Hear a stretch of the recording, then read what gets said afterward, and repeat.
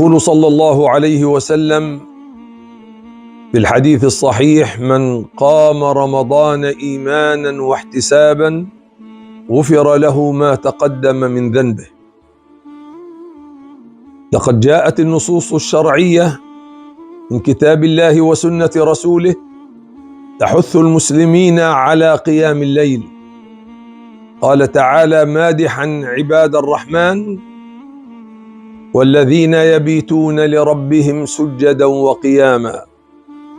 وقال صلى الله عليه وسلم: أفضل الصيام بعد رمضان شهر الله المحرم، وأفضل الصلاة بعد الفريضة قيام الليل.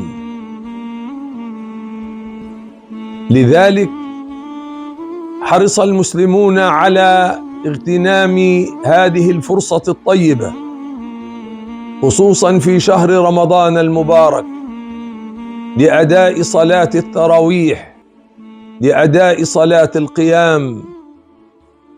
فقد ثبت أن رسول الله صلى الله عليه وسلم هو أول من سن صلاة التراويح جماعة، حيث أما المسلمين 3 ليال، وفي اليوم الرابع لم يذهب صلى الله عليه وسلم خشية أن تفرض عليهم.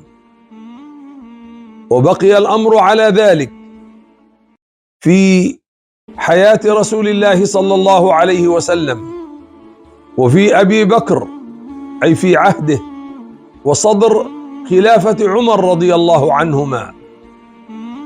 ودخل أمير المؤمنين المسجد ذات ليلة فرأى الناس أوزاعا متفرقين، فجمعهم على أبي بن كعب سيد القراء رضي الله عنه.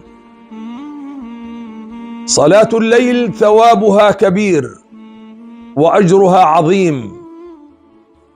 هذه الصلاة الطيبة تتجافى جنوبهم عن المضاجع، يدعون ربهم خوفا وطمعا، ومما رزقناهم ينفقون. لذلك قال صلى الله عليه وسلم: أيها الناس أفشوا السلام وأطعموا الطعام وصلوا والناس نيام، تدخلون الجنة بسلام. فجميل أن نعمر بيوت الله مؤدين صلاة التراويح في جماعة، ونتقرب إلى الله سبحانه وتعالى في جوف الليل، وبالأسحار هم يستغفرون. وعلينا أن نعود أبناءنا وأهلنا على قيام الليل ولو بركعتين، لأن صلاة الليل سنة حميدة وعمل جليل كما بين صلى الله عليه وسلم.